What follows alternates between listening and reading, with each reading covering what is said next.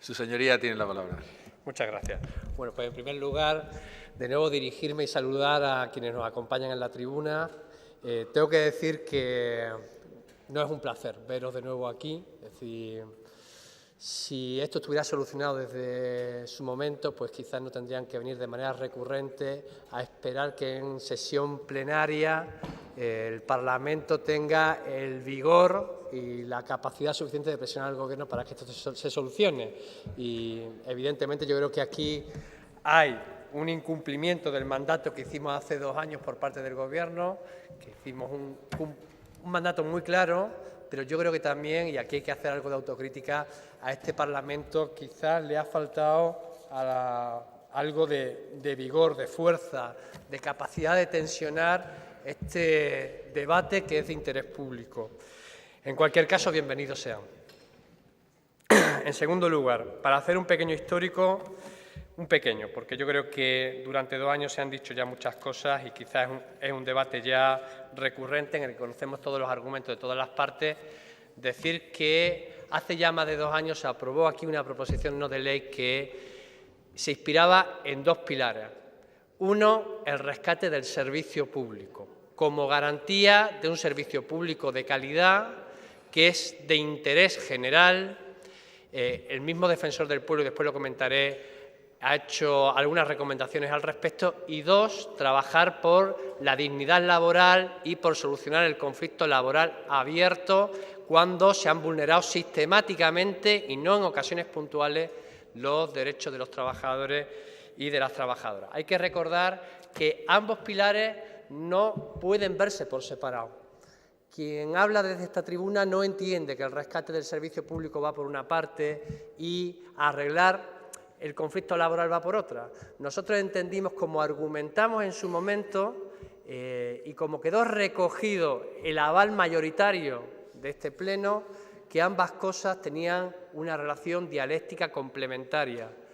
Nosotros pensábamos en aquel momento que el servicio prestado por las concesionarias tenía un coste superior a las arcas públicas, detraía recursos, por tanto, del bolsillo de los ciudadanos y ciudadanas, que la gestión por parte de empresas privadas recaía sobre una lógica de mercantilización que hacía que los trabajadores y trabajadoras fueran un simple input en la producción del servicio y que había que rentabilizar al máximo, estirar al máximo dicho servicio para conseguir pues la máxima rentabilidad, el máximo beneficio a costa de la calidad y a costa de los derechos de los trabajadores.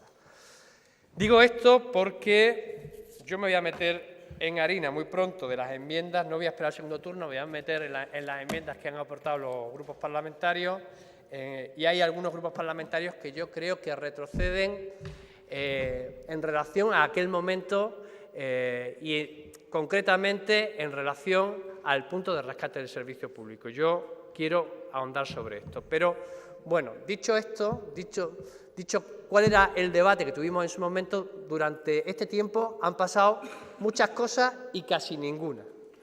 ¿Qué ha pasado por el camino? Bueno, pues que ha cambiado la concesionaria, que ha habido mesas de negociación, es decir, que el Gobierno ha sido más proactivo y ha habido mesas de negociación con los trabajadores, y que ha habido, otra novedad, ha habido un informe del Defensor del Pueblo, unas recomendaciones en las que el Defensor del Pueblo dice que el servicio es fundamental, es de interés público. Nosotros entendemos que no se puede gestionar el servicio sin entender que el corazón del mismo, la primera parte, el primer momento del servicio tiene que ver con la atención telefónica y, por lo tanto, el Defensor del Pueblo no entiende por qué el servicio no se rescata después de la proposición no de ley.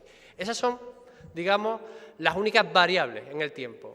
¿Qué se ha mantenido en el tiempo? Pues en el tiempo se ha mantenido la vulneración de derechos.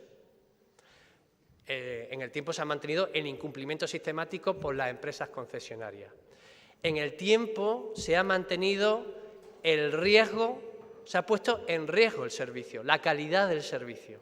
Y, bueno, pues lo recordamos en la anterior interpelación con la foto famosa de la sala de emergencia mientras ardía Doña Ana. Yo voy a hacer un somero repaso a los incumplimientos en materia laboral, a la vulneración de derechos, pero creo que no es el tema porque lo hemos hablado muchas veces en sede parlamentaria. Una sede parlamentaria que durante 2 años ha recogido preguntas, debates sobre el tema y en la mayor parte de los casos, hasta la última interpelación, lo que hemos recibido son evasivas, silencios incómodos, etcétera, etcétera. Bueno, pues en este momento, a día de hoy, no hay que esperar a mañana, se sigue incumpliendo el convenio colectivo, se siguen incumpliendo las retribuciones de los trabajadores, se siguen incumpliendo los descansos, no se renuevan o no se cubren las bajas, ya sean médicas, por maternidad, etcétera, etcétera. No sabemos las horas exactas que van a tener los trabajadores a tiempo parcial y, de hecho, la empresa se sigue negando a contestarle a la Inspección de Trabajo. Este es un motivo más para decir que, al final, parte del beneficio privado tiene que ver con no cumplir con la licitación, con no cumplir con el pliego de condiciones, con no cumplir con las horas pactadas, porque, bueno, si hubiera un cumplimiento sistemático de los compromisos con la Administración pública, bueno, no habría problema en mandarle las horas a la Inspección de Trabajo, no habría problema ninguno en publicar bueno, cuántos trabajadores tiene que haber en cada tramo, cuántos trabajadores tiene que haber en casos de emergencia. Es decir, bueno, pues no habría ningún tipo de problema. Y cuando los hay, es que evidentemente la empresa también ahorra costes por la vía del incumplimiento. Esto está pasando a día de hoy. Igual que pasa a día de hoy que la empresa no tiene un compromiso claro con la formación. De hecho, bueno, pues incumple también con los derechos de los trabajadores cuando le niega a los trabajadores a asistir a exámenes porque están en huelga, que es una vía también por la que continúa la represión laboral en el centro. No voy a seguir con la retahíla de incumplimiento, ya lo discutimos con la interpelación, pero ahora voy a entrar en la materia de la moción. La moción descansa sobre los mismos pilares que tuvo la proposición no de ley y descansa sobre los mismos pilares que tuvimos en discusión aquí en la interpelación del pleno anterior. Es decir, rescate del servicio público y, es decir, también dignidad laboral y acabar con el conflicto laboral, que no significa paz social sin conquista de derechos. Significa que la paz social tiene que venir de la mano del cumplimiento de los derechos laborales. Bueno, pues en la moción que nosotros presentamos, que hay una serie de puntos que desarrollan esto, hay una serie de enmiendas de Ciudadanos, Partido Popular y Partido Socialista. Y hay una serie de enmiendas que yo creo que suponen un paso atrás.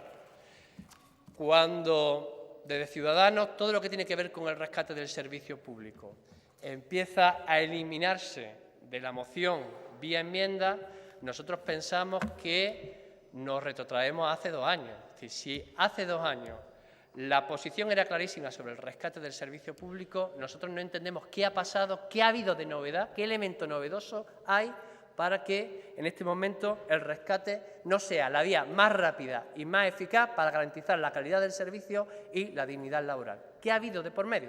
Porque si dijéramos que la nueva empresa cumple con los trabajadores, incluso las mesas abiertas por el Gobierno, nosotros tenemos ahí una diferencia.